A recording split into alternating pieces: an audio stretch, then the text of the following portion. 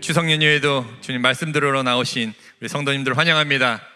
우리 옆에 계신 분과 이렇게 인사 나누겠습니다. 은혜 받읍시다.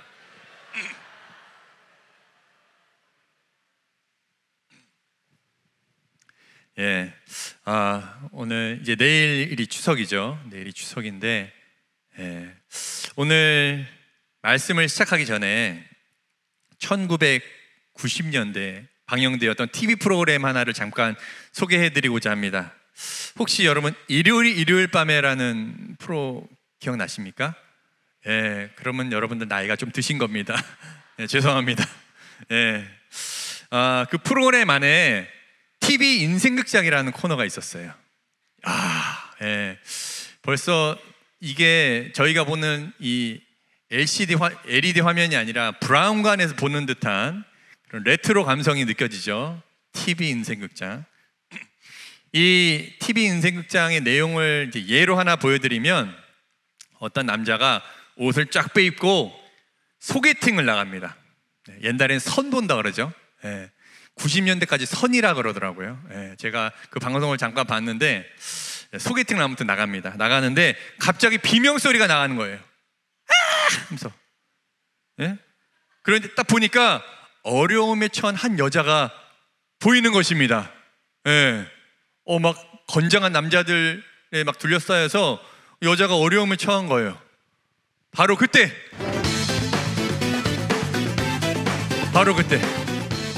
이 남자는 선택의 두 갈래의 갈림길에 서게 됩니다. 한쪽은요, 저 여자를 도와줘야지 하는 것과, 한쪽에서는 괜히 역겨다가 괜히 이상한 짓 당하니까 소개팅이나 가자, 선이나 보러 가자, 이렇게 하면서 남자가 그래 결심했어, 이 대사와 함께 결정을 내리는 것이죠. 기억나십니까? 기억이 안 나신다고 거짓말 하시는 분 계시는 것 같은데, 유행어였습니다 그때. 그래 결심했어. 제가 초등학교 때까지만 해도 맨날 친구들이랑 그래 결심했어 그러고 다녔는데, 그리고 각각의 다른 선택에 따른 인생의 두 갈래의 이야기가 펼쳐지는 것이 바로 이 TV 인생극장의 내용이었습니다. 우리 인생에도 이처럼 선택의 순간들이 찾아옵니다.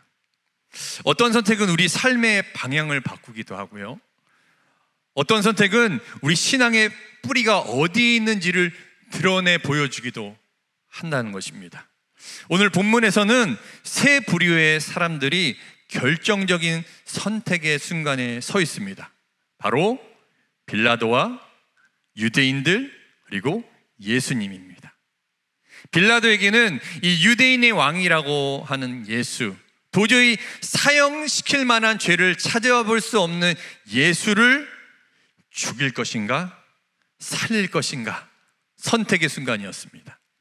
유대인들에게는요, 지난번 말씀드린 것처럼 이 유월절 특사로 바라바를 풀어줄 것인가 예수를 풀어줄 것인가, 선택의 순간이었습니다. 예수님께는 이 불법 재판에서 자신의 무죄를 증명할 것인가 아니면 십자가에 죽을 것인가, 선택의 순간이었다라는 것입니다. 놀랍게도 이들의 선택은 단순한 개인의 판단으로 끝나는 것이 아니라 하나님의 구속 계획과 인간의 선택이 교차하는 역사적 장면이었다라는 것입니다. 오늘 성경 말씀 속에 등장하는 사람들의 선택을 통해서 오늘을 사는 우리는 무엇을 기준으로 어떤 선택을 하며 살아가야 될지 한번 살펴보길 원합니다. 첫 번째, 빌라도입니다. 빌라도는 진리를 알 기회가 있었지만 정치적 계산을 선택하였습니다. 빌라도는 당시 유대 지역의 로마 총독이었습니다. 그래서 제가 정말 그랬는지 이스라엘 가서 확인해 보고 왔습니다. 이스라엘 갔더니 저기가 가이사랴라는 로마 총독의 관저가 있던 곳이거든요. 거기에서 저 돌에 글씨가 새겨진 돌이 발견됐는데, 저기에 본디오 빌라도라는 이름이 발견된 것입니다. 그래서 실존하는 인물이구나. 우리는 성경책 맨날 읽으니까 뭐 본디오 빌라도 당연히 있겠지. 하지만 이게 실존 인물이라는 것이 밝혀졌다는 것이에요. 그래서 이 본디오 빌라도는 한밤중에 대제사장들과 유대 지도자들이 끌고 온 예수를 재판해야 됐습니다. 그것도 하룻밤 만에 예수님은 붙잡히시고 신문 받으시고 십자가형이 선고되는 명백한 불법 재판의 현장이었어요. 빌라도는 예수님께 아무 죄도 찾지 못했다라고 공적으로 이렇게 선언합니다. 38절에 유대인들에게 나가서 이르되 나는 그에게서 아무 죄도 찾지 못하였노라. 심지어 빌라도는요 예수를 놓아주려고 노력까지 합니다. 빌라도는 또 예수께서 이렇게 말씀하셨죠. 내 나라는 이 세상에 속한 것이 아니다 라고 하시는 말씀도 들었고, 내가 진리를 증언하러 왔다라는 예수님의 이 선언도 눈앞에서 들었습니다. 그리고 예수님이 오늘 말씀 7절에 보시면 하나님의 아들이라는 소식에 두려움도 느꼈습니다. 빌라도는 진리를 들을 수 있는 충분한 기회가 있었어요. 그러나 빌라도는 우리 아시는 것처럼 진리가 무엇이냐 반문하면서 진리를 들으려 하지 않았다라는 것입니다. 인간을 구원하려 이 땅에 오신 하나님의 아들을 눈앞에서 보고 예수님이 우리 인간을 죄에서 구원해 줄 구세주라는 진리를 알 수 있는 기회가 눈앞에 있었는데 빌라도는 역사상 가장 위대한 선택의 기회를 놓쳐버리게 된 것입니다. 그 이유가 무엇이었을까요? 그 이유는 정치적 압력 때문이었습니다. 유대인들은 빌라도를 이렇게 몰아붙입니다. 12절에 이러함으로 빌라도가 예수를 놓으려고 힘썼으나 유대인들이 소리질러 이르되 이 사람을 놓으면 가이사의 충신이 아니니이다. 무릇 자기를 왕이라 하는 자는 가이사를 반역하는 것이니이다. 지금 반역죄로 몰아가는 거예요. 예수님을 잘못 놓아줬다가는 반역자가 될 판입니다. 지금 빌라도는 유대인의 눈치를 보고 있습니다. 예수를 놓아줬다가는 자기 임기 중에 폭동이 일어날지도 모르고 이러다가 황제한테 밉보여서 자기 위치가, 자기 입지가 불안해질지도 모른다는 생각이 든 것입니다. 그래서 빌라도는 이렇게 결정한 것이에요. 자기의 정치적 안정을 위해서 죄 없는 예수를 십자가에 넘기는 선택을 하고 만 것입니다. 사실 로마 역사에서 이 본디오 빌라도는 그렇게 중요한 인물이 아니었습니다.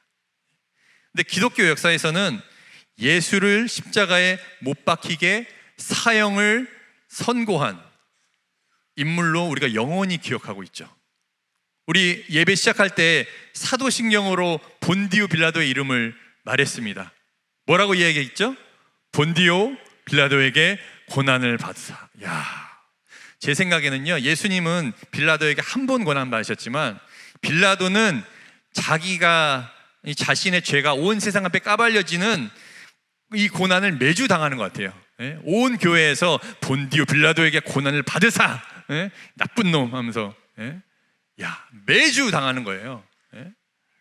빌라도는 나름 예수님을 놓아주려고 막 노력했는데 어쩔 수 없는 자기 상황 때문에 이런 선택을 한 것인데 말입니다. 오늘날 우리에게도 빌라도와 같은 순간들이 찾아오는 것입니다. 예를 들면 공적인 자리에서 기독교인을 숨기고 복음의 가치를 타협하는 우리의 모습, 또 명절 때, 추석 명절 때 분위기에 좀 휩쓸려 가지고 또 괜히 교회 다닌다고 또 그러면 한 소리 들을까 봐 눈치 보여서 차례상 앞에 나도 모르게 그냥 그런 분은 우리에게 없기를 소망합니다. 없으시겠죠. 오랜만에 가족들 만났는데 예수 믿으라는 말 잘못 꺼냈다가 괜히 분위기 초칠까 봐 조용히 밥만 먹자, 그러는 우리의 모습이 있을 수 있다는 것입니다. 이것이 바로 진리를 알 기회 또는 진리를 알릴 기회가 있었지만 현실적 유익을 선택하는 우리의 모습일 수 있다는 것입니다. 그럼 우리는 과연 무엇을 기준으로 선택해야 하는 것일까요? 우리는 우리의 상황과 감정, 우리의 계산이 아니라 하나님의 말씀과 성령의 인도하심을 기준으로 삼아야 될 줄로 믿습니다. 이 성경은요, 영원히 변하지 않는 하나님의 말씀이요, 하나님 나라의 가치이기 때문입니다. 이 말씀은 변하지 않아요. 그리고 이 말씀을 생각나게 하시는 분은 성령님이십니다.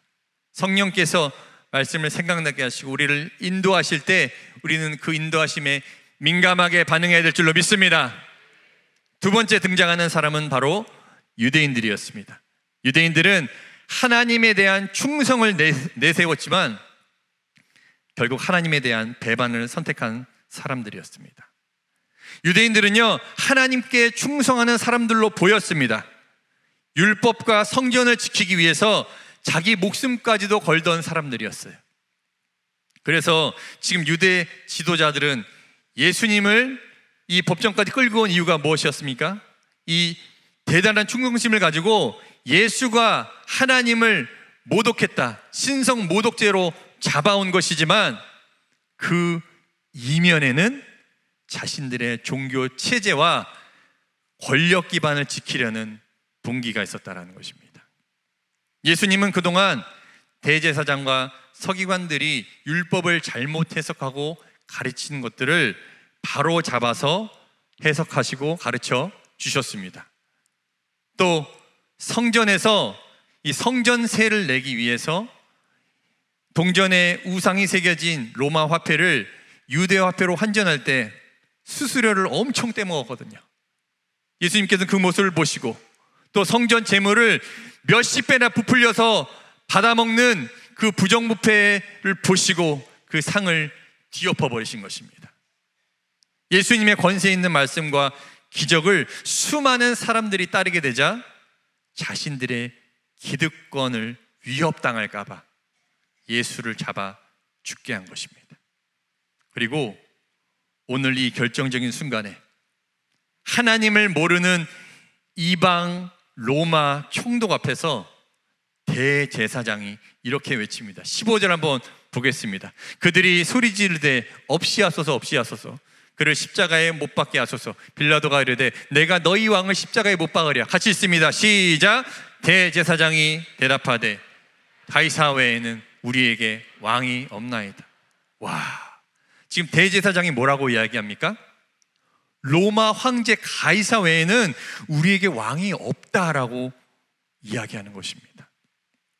이 선언은 하나님께서 자신들을 구원하실 메시아에 대한 소망을 스스로 포기해버리는 것이고요, 하나님의 왕되심 자체를 부정하는 선택을 하고 마는 것입니다. 그 당시 로마 황제는 신으로 추앙받는 우상으로 섬기는 시대였거든요. 그들은 예수를 신성 모독으로 고발하면서도 실제로는 하나님을 거부하고 로마 황제가 왕이라고 고백해버린 것입니다. 겉으로는 하나님에 대한 충성을 말했지만 실제로 자신들의 종교적 체제와 기득권을 지키기 위해 하나님을 배반해버린 것입니다.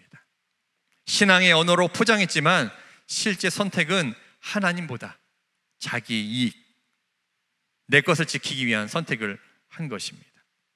사랑하는 성도 여러분, 신앙은 말이 아니라 실제 선택과 삶의 방향에서 증명되는 줄로 믿습니다.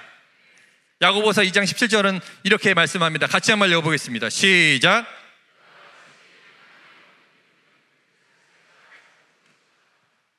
야고보 사도는요, 말뿐인 믿음, 그 믿음은 죽은 믿음이라고 이야기하고 있는 것이에요. 진정한 삶으로 나타나는, 정말 말씀처럼 우리 삶으로 드러내는 삶을 살아내려면 우리는 죽고 다시 태어나는 길, 거듭나는 길밖에 없는 줄로 믿습니다. 그래서 예수님께서는 평생 율법을 공부하고 율법을 목숨처럼 중요하게 여긴다는 이 바리새인 니고데모에게 이렇게 말씀하셨습니다. 요한복음 3장 3절 같이 한번 읽어보겠습니다. 시작. 예수께서 대답하여 이르시되 진실로 진실로 내게 이르노니 사람이 거듭나지 아니하면 하나님의 나라를 볼 수 없느니라. 거듭난다는 것은요, 죄인인 내가 죽고 옛 모습인 내가 죽고 그리스도와 함께 다시 태어나 새 사람으로 살아간다는 것입니다. 그래서 예수를 믿고 변화되는 것은 당연한 일입니다. 그러면 반대로 이야기해 볼게요. 예수 믿고 변화되지 않으면 어떤 일일까요? 잘못된 일입니다. 여러분, 삭개오의 이야기 기억하시는지 모르겠어요. 삭개오의 직업은 세리장이었습니다. 그냥 세리들도 돈 좀 밝히는 사람들 있잖아요. 예? 근데 세리장, 어떤 사람이에요?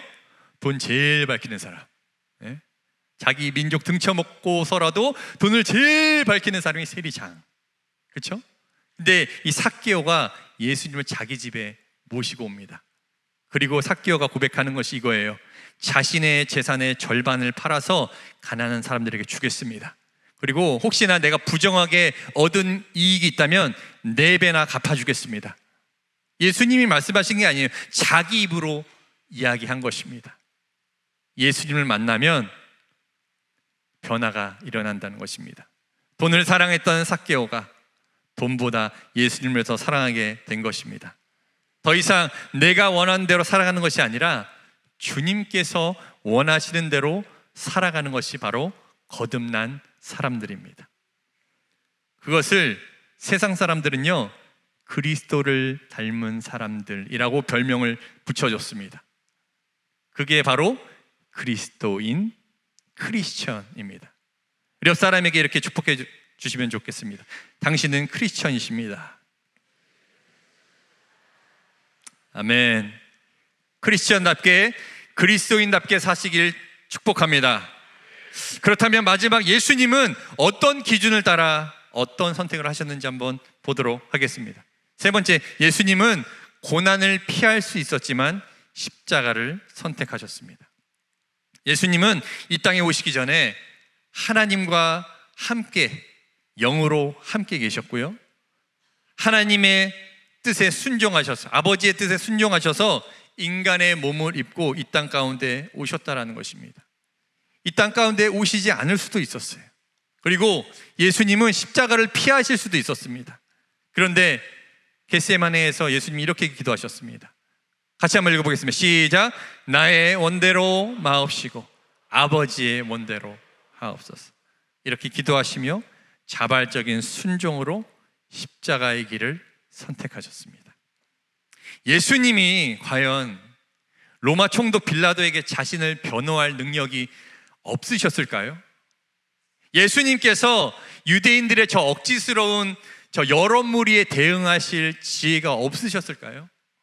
왜 예수님은 저렇게 마치 죽기를 작정한 사람 마냥 묵묵히 십자가의 길을 걸어가신 것일까요? 그것은 온 인류 대신에 자신이 죽고 모든 죄인을 구원하시려는 하나님의 뜻을 이루기 위함이었다는 것입니다.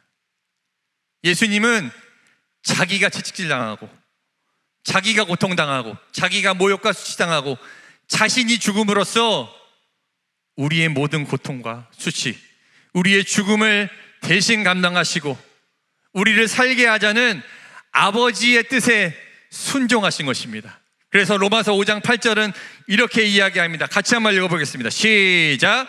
우리가 아직 죄인 되었을 때에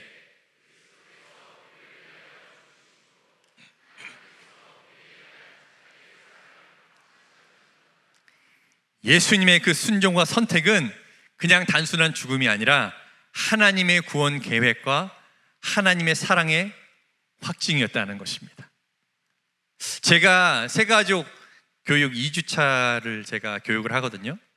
새가족 2주차는요, 예수님은 누구신가에 대한 내용입니다. 그래서 여러분께 한 가지 질문을 드리면, 여러분 예수라는 이름의 뜻이 무엇인지 아십니까? 예수? 야, 예수님 믿으시죠, 여러분? 예, 예수님 이름. 예. 당시 예수라는 이름의 이 이름은요, 굉장히 흔한 이름이었대요. 옛날에 철수같이. 요즘에는 철수가 흔한 이름이 아니더라고요. 예. 근데 어쨌든 굉장히 흔한 이름이었습니다. 근데 이 예수라는 뜻, 예슈아, 히브리어로 예호슈아라는 이 이름의 뜻은 무엇이냐면 하나님이 구원하신다라는 뜻입니다. 하나님이 구원하신다.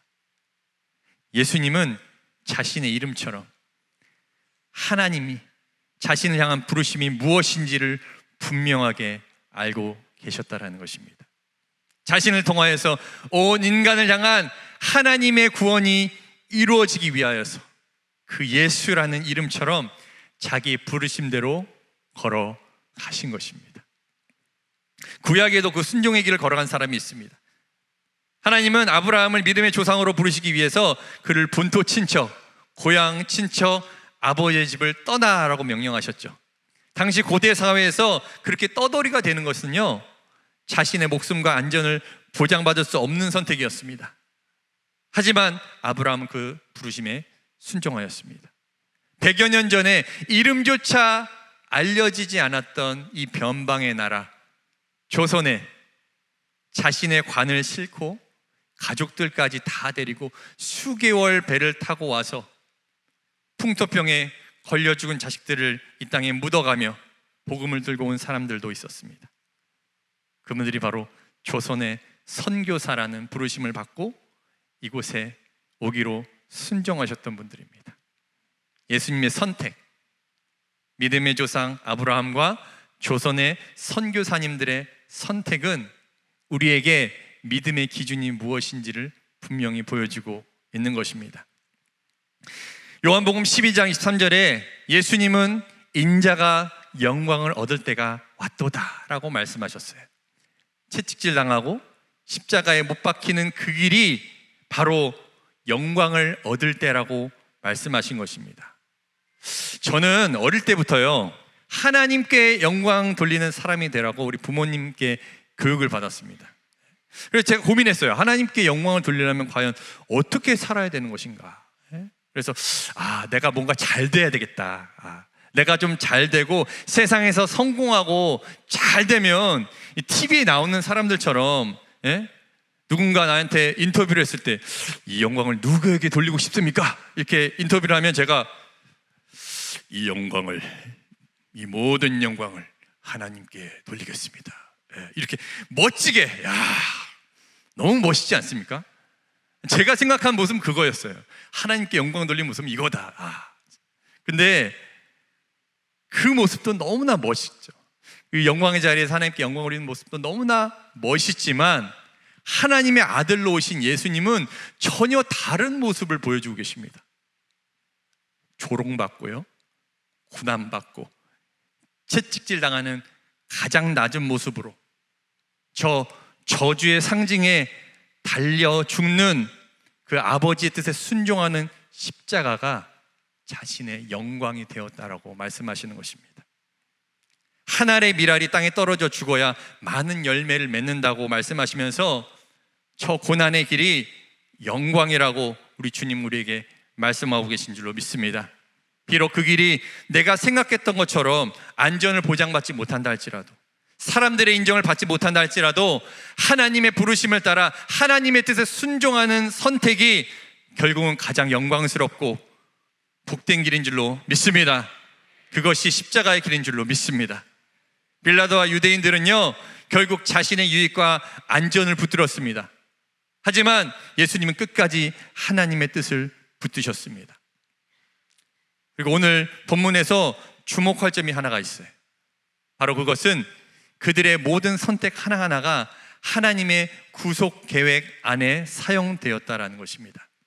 그냥 겉으로 보면요, 빌라도와 유대인들이 예수님을 잡아 죽인 것처럼 보입니다. 하지만 이 모든 일은 하나님의 주권 아래서 일어난 일이었다는 것입니다. 빌라도가 예수님께 이렇게 말해요. 너 나한테 너 죽일 권한 있는 거 알지? 이렇게 협박합니다. 그때 예수님이 이렇게 대답하셨습니다. 11절에 같이 한번 읽어보겠습니다. 시작.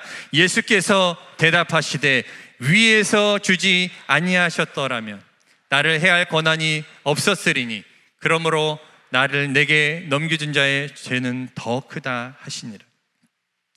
빌라도와 유대인들의 죄악된 선택조차 하나님은 구원의 계획을 이루는 도구로 사용하셨다는 것입니다. 하지만 동시에 저들이 저지른 죄의 책임도 그대로 남아있다는 것을 말씀하신 것이에요. 하나님의 주권이 인간의 이 죄의 책임을 지워버리는 것이 아니라고 말씀하시는 것입니다. 우리는 흔히 이렇게 생각할 때가 있어요. 내 인생은 원래 이렇게 될 운명이었어. 그냥 뭐 이렇게 될 운명이지 뭐 어떻게 할 수가 있나. 또 다른 분은요, 내 인생은 내가 선택하는 대로 되는 거지. 그렇게 생각하시는 분도 있어요. 하지만 성경은 이 두 가지를 다 아니라고 합니다. 성경은요, 하나님이 주권적으로 역사를 끌고 가시지만 이와 동시에 우리에게 선택의 기회와 책임도 주어진다고 말씀하고 있는 것입니다. 우리는 하나님의 뜻대로 선택할 수도 있고 내 뜻대로 선택할 수도 있는 것이에요. 그리고 그 선택에는 반드시 그 결과와 책임이 따른다는 것입니다. 사랑하는 성도 여러분, 오늘 우리 역시 수많은 선택의 기로에 서 있습니다.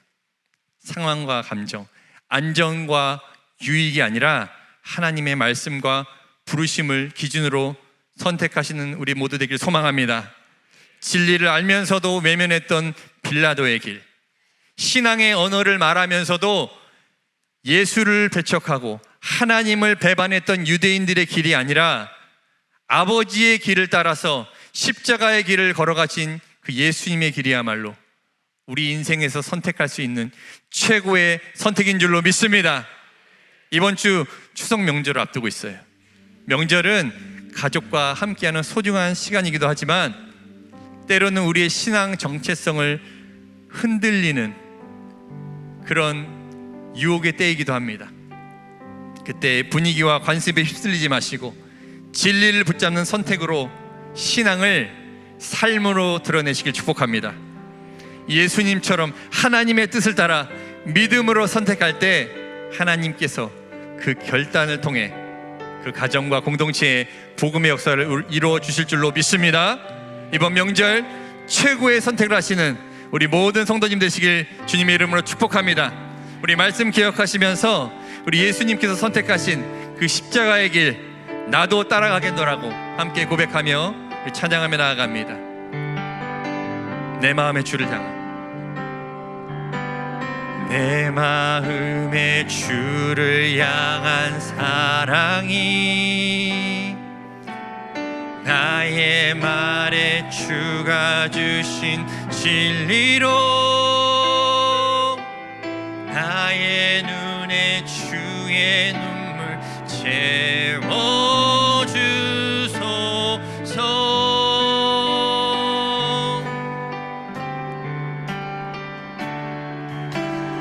내 입술에 찬양의 향기가 두 손에는 주를 닮은 섬김이 나의 삶에 주의 흔적 남게 하소서. 하나님의 사랑이 영원히 함께하리. 하나님의 사랑이 영원히 함께하리. 십자가의 길을 걷는 자에게 순교자의 삶을 사는 이에게